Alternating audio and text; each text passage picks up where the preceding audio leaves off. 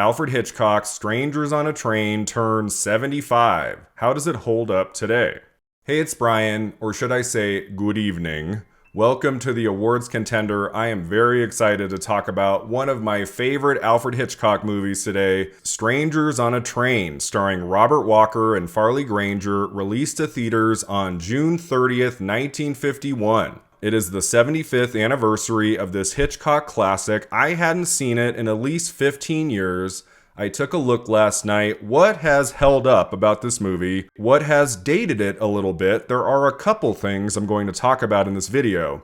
But for the most part, this is going to be a gush session. I am going to go crazy over this movie. I love Strangers on a Train. It's not the most famous Alfred Hitchcock movie, not by a long shot. Most people would think of Psycho, Vertigo, Rear Window first, probably Notorious, The Birds, North by Northwest. I could go on. The thing about Strangers on a Train is that it doesn't have a major star in it. There's no Cary Grant, Ingrid Bergman, James Stewart. It's black and white, early 50s. It comes along at a time in Alfred Hitchcock's career where things were on a low ebb. He had had 4 flops critically and financially in a row. 1947's The Parroting Case, 1948's Rope, 1949's Under Capricorn, and 1950's Stage Fright. 4 years, 4 movies, they all underperformed. By 1950, many people thought Alfred Hitchcock was losing his mojo.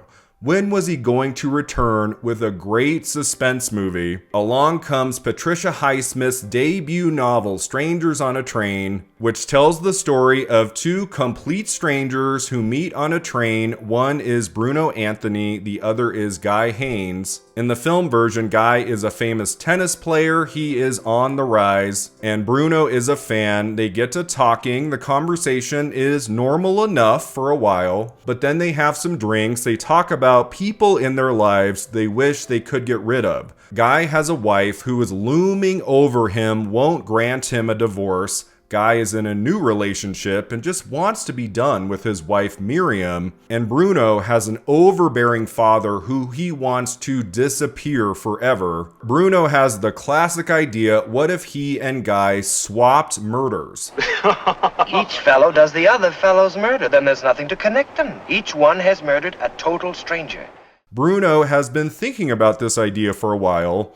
Guy thinks he's just messing around, has had one too many drinks, but as the film goes along, of course, Bruno ends up killing Guy's wife, Miriam, and expects Guy to fulfill his part of the plan, even though Guy never agreed to anything. I'm assuming most of you have seen Strangers on a Train. I will reveal aspects of the ending in this video, so if you've never seen it before, go watch it immediately and come back. So yeah, Alfred Hitchcock adapting a Patricia Highsmith novel. I mean, that's magic in a bottle right there. Highsmith wasn't well known yet. This was her debut novel, Strangers on a Train. She has yet to write the Tom Ripley books and The Price of Salt and everything she's well known for. But Highsmith and Hitchcock definitely have similar sensibilities, the way they tell stories, build tension and suspense, the use of dark humor, and all of it. They are a match made in heaven. What's interesting about the screenplay to Strangers on a Train is that Raymond Chandler comes aboard. He tries to make sense of a treatment that's already been written. The famous author of detective stories, Raymond Chandler, he attempts a screenplay where he's changing too much from the original source material. It doesn't work out. So Hitchcock, in a sense, fires Raymond Chandler. Chandler's name is in the opening credits, but he has little to do with the finished film.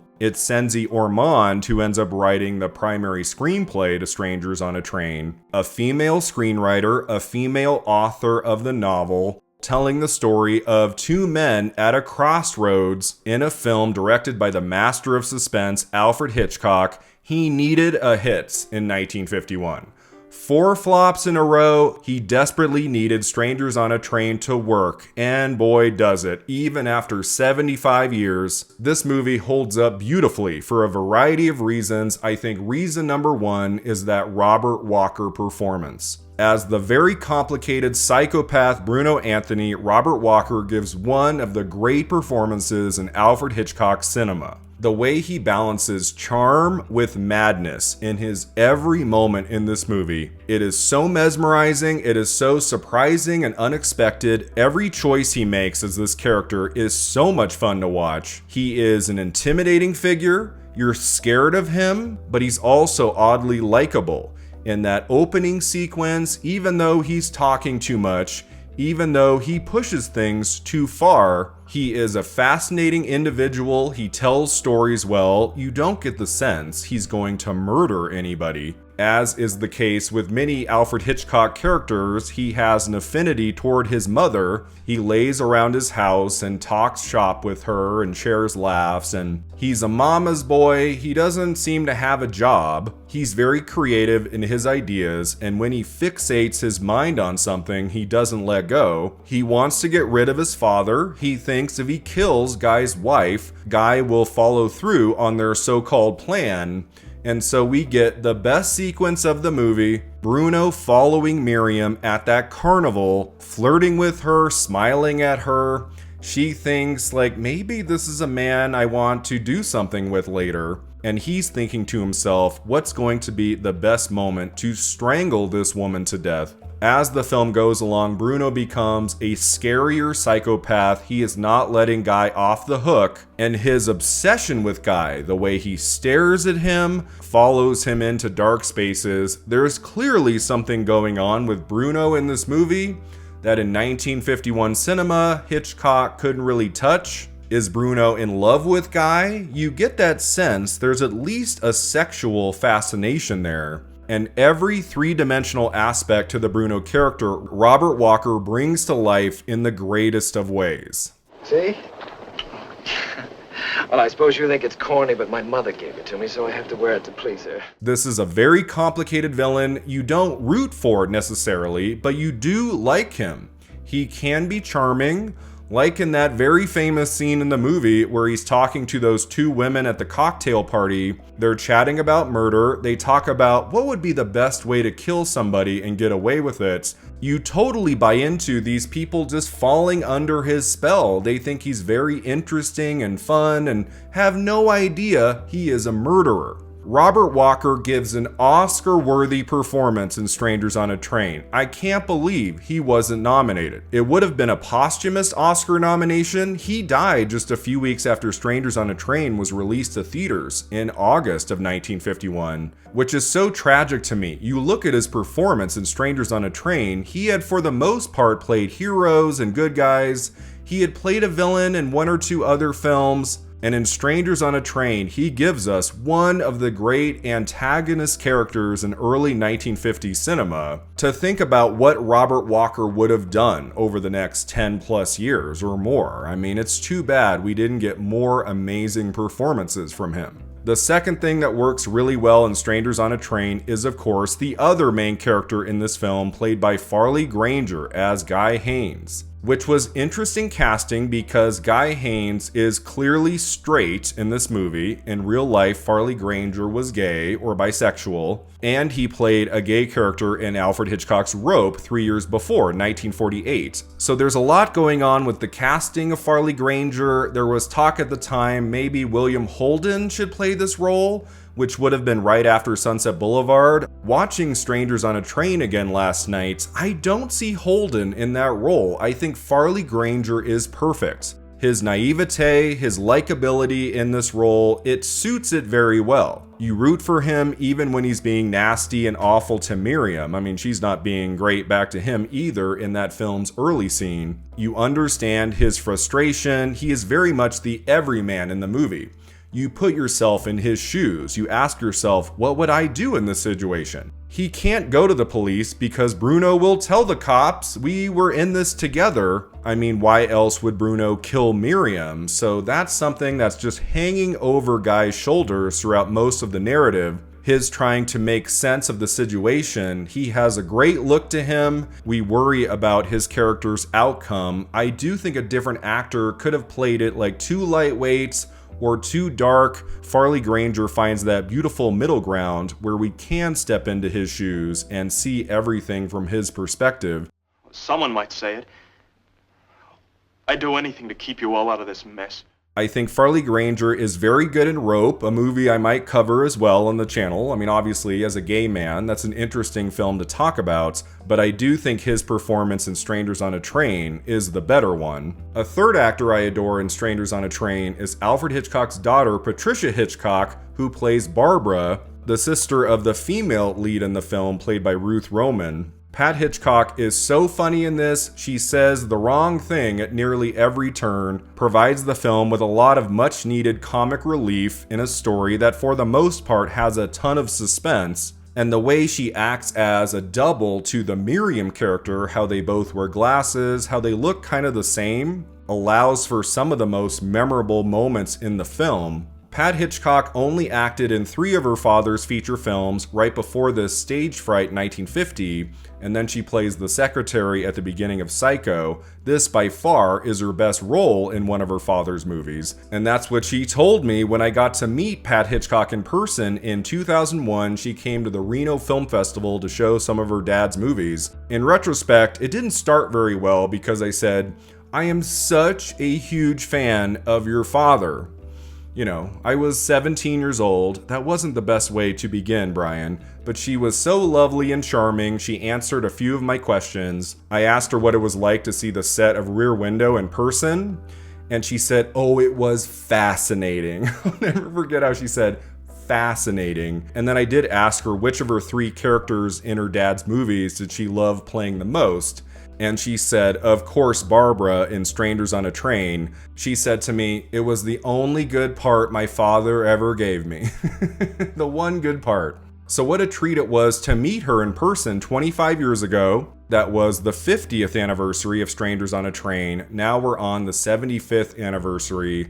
And I know Patricia Hitchcock is not looked at as like one of the great actors in Hitchcock's films, but I love that this opportunity came along at the right time to give his daughter a really rich character in one of his movies. Let me remind you that even the most unworthy of us has a right to life and the pursuit of happiness. From what I hear, she pursued it in all directions. Reason number 4, Strangers on a Train holds up really well after 75 years are those 3 iconic all-timer Hitchcock sequences. This movie has 3 of them, the best of which is the stalking of Miriam at the carnival leading to her murder, her strangulation. The way it's shot, the way it's edited, the way it's acted, the use of humor and how it reveals character, the way Bruno pops that kid's balloon, it tells us so much about who he is. That very creepy scene where they go into the tunnel of love and Hitchcock shoots it like a horror film. You see only shadows on the wall as his boat follows hers.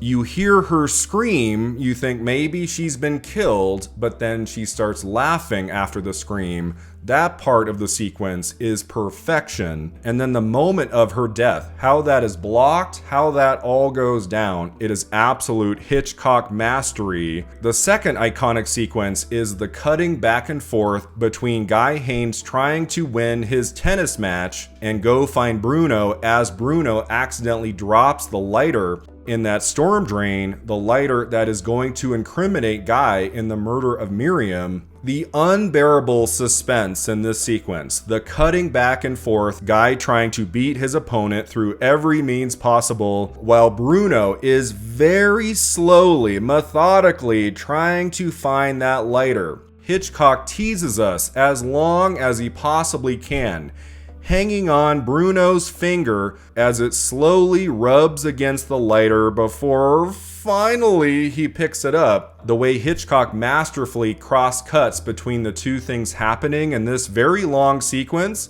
It's pretty long, but it is fascinating. It is mesmerizing. It is one of my favorite parts of the movie. And then the third iconic sequence has to be at the end. The very exciting finale where Bruno and Guy are fighting on that carousel, on that merry-go-round. More great editing, more great cinematography. The way that scene just builds and builds in tension where you can't stand it anymore. You have kind of wanted these 2 guys to fight throughout most of the movie, and here it is. It's another long scene. It goes on longer than you expect, and it is so great. It gets your heart racing. You feel at a certain point Bruno's going to win.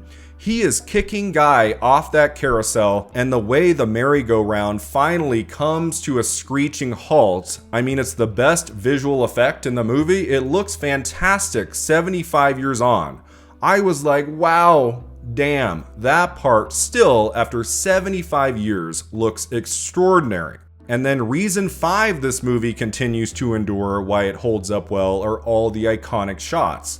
Not just the sequences and the acting and the great storytelling, also individual shots in Strangers on a Train I will never forget. I love how Alfred Hitchcock begins the movie not by showing their faces, but only their legs and their feet. All the way onto the train, we don't see their faces until their shoes touch. And then we get the wide shot, we get their introductions. Such a brilliant way to bring us into this story. The shot of Bruno watching Guy play tennis, and you see everyone else's head moving left and right, but Bruno just keeps staring at Guy. That might be my favorite shot of the entire movie. It is so scary, so chilling. It's at that moment you know Guy is in for a world of trouble. Also the shot of Bruno watching Guy from afar when he's on the Jefferson Memorial steps in Washington, D.C. He's standing up high on those steps. You can't see his face. He is this shadow in the distance, clearly stalking, obsessed with Guy. I have to mention the Alfred Hitchcock cameo. It's a great one. Guy is getting off the train at the early part of the movie, and Alfred Hitchcock is getting on the train holding an oversized musical instrument. I don't know about you, but I love the Hitchcock cameos. I love when I'm watching an older film of his, maybe I'm not as familiar with. I'm like, where does he pop up in this one? Sometimes it's later on, sometimes it's very brief, sometimes he'll be in the scene playing a character in a certain way, like where we see him for 30 seconds, maybe longer. It's part of the Alfred Hitchcock lore. Where does he show up in the movie? I think his cameo moment in Strangers on a Train is one of his best. And going back to the finest, most iconic sequence in the film, the stalking and murder of Miriam, I've already talked about that phenomenal shot of the shadows on the wall in the Tunnel of Love. It's a great one. But of course, I also have to mention probably the most famous shot in the movie, Miriam being strangled to death, seen from the point of view of her glasses. How it warps the image, especially as he's laying her dead body down. He grows big in the frame. He's monstrous to an extent, and there's something also dreamlike about the moments. It was such a cool idea, and it allowed a new murder scene in a movie to take on a life of its own, to not just be something audiences had seen 1,000 times before, the killing of a character shown in a new and disturbing way. Now, when it comes to the Oscars, this might surprise you. This is kind of crazy. Strangers on a Train gets one Oscar nomination. It is for its cinematography. William C. Miller, Strangers on a Train, Warner Brothers. It's a lone nominee for Best Cinematography, Black and White. It loses to A Place in the Sun, and that's it. That's the only Oscar nomination for this brilliant movie, which comes out in the summer, does very well at the box office, gets glowing reviews from most of the nation's critics, and is looked at as Alfred Hitchcock's giant return to great movie making. And it's like it could only get into cinematography. What about Best Actor for Robert Walker? That would have made an amazing posthumous Oscar nomination for what's probably his best performance on film. And what about Best Director for Alfred Hitchcock? The man got 5 competitive Oscar nominations in his long career for Best Director. Strangers on a Train is not one of them. It should have been. He was thankfully nominated at DGA. He's one of the 5 nominees at the Directors Guild Awards of that year. So there was that. That was something. But come on, Strangers on a Train should have gotten more than just one Oscar nomination for Best Cinematography, Black and White. At minimum, it should have gotten that nomination and Best Actor for Robert Walker and Best Director for Alfred Hitchcock. I just think Strangers on a Train is a fantastic movie. It is one of Hitchcock's best. It holds up for the most part 75 years on. Is there anything that doesn't hold up very well? There's not much. It's pretty minor. I've always found Ruth Roman as the female lead in Strangers on a Train to be kind of flat. She doesn't have much chemistry with Guy. Her character is a little underwritten. I don't think it's the actress's fault very much. She's absolutely striking. She's so beautiful, but there is a forgettable nature to her character and performance. And the rear screen projection. This is an issue in most of Alfred Hitchcock's work. The man did not like to go on location. If he didn't have to, he would rather go to a set and film his actors in front of rear screen projection. At the end of Strangers on a Train, the rear projection during the carousel finale and fight, that looks amazing. That is fantastic. But there are scenes in the movie where characters are just walking or they're standing still, and it's clear from the way the background looks, oh, this is on a set. They're not actually there. Like the scene in the museum where Bruno tries to talk to Guy. The rear screen projection immediately takes you out of the movie. It reminds you you're watching a movie. And moments like that, when they could have just been in the real place or at least built a set to look like the real place, I don't know. Those are moments in Hitchcock films that always bring me out of the experience. The other big thing that dates the movie that doesn't hold up as well is because of when it was made, the early 1950s, Hitchcock could only get away with so much. Because of all the censorship filmmakers had to deal with around that time, just to make a movie about murder was a tricky situation. He couldn't take it too far. If Hitchcock showed too much, if he explored too many dark psychological issues when it comes to murder, when it comes to a good man like Guy who might have to turn to his dark side and kill Bruno's father. In the novel by Patricia Hitchcock, Guy follows through with that. He does kill the dad in the book. His morals are in a more gray area there. In the film, he is meant to be the hero, the everyman. Hitchcock wants us to root for Guy throughout almost the entire film. I wonder if Hitchcock could have had the opportunity to make Guy a more psychologically complex character, to take him to some darker places. The movie might be even richer thematically. That also goes for the Bruno character and exploring his potential homosexuality. Because of the censorship in film around that time, you couldn't really have gay characters. You could suggest it to an extent through dialogue, through action, but you couldn't have someone be gay in a movie. And I wonder if around that time Hitchcock could have more deeply explored LGBTQ characters and themes in his work, the way he tries to, at least in 1948's Rope, the way he alludes to it with the Mrs. Danvers character in 1940's Rebecca, and the way he absolutely suggests it from time to time with the Bruno character in Strangers on a Train. The ambiguity of the character's sexuality, in a way, it makes him more menacing, but I do think his sexuality being explored to a deeper extent in the narrative could help the movie hold up even better today. But those are pretty minor quibbles. This is, if not a masterpiece, a near masterpiece. One of my 5 favorite films from my all-time favorite director, Alfred Hitchcock. When you're talking about his best work, you might immediately go to a Psycho, a Vertigo, a Rear Window, and I get that. But if you have never seen Strangers on a Train, or if it's been a long time, I highly recommend you check out Strangers on a Train. I can't believe this film is celebrating its 75th anniversary. Even after all this time, this movie holds up extremely well. It is so great, it is so fun, filled with suspense and humor, great performances, incredible editing, Oscar-nominated cinematography, the master of suspense. Wasn't delivering his very best at the end of the 1940s, the very beginning of the 1950s, but he came back with a bang in 1951, launching what I think is his greatest decade of filmmaking ever, when you got Dial M for Murder, Rear Window, To Catch a Thief, The Man Who Knew Too Much, Vertigo, North by Northwest, Psycho, just to name a few. This truly was an all-timer run of movies from Alfred Hitchcock, and it all started with Strangers on a Train. Happy 75th birthday.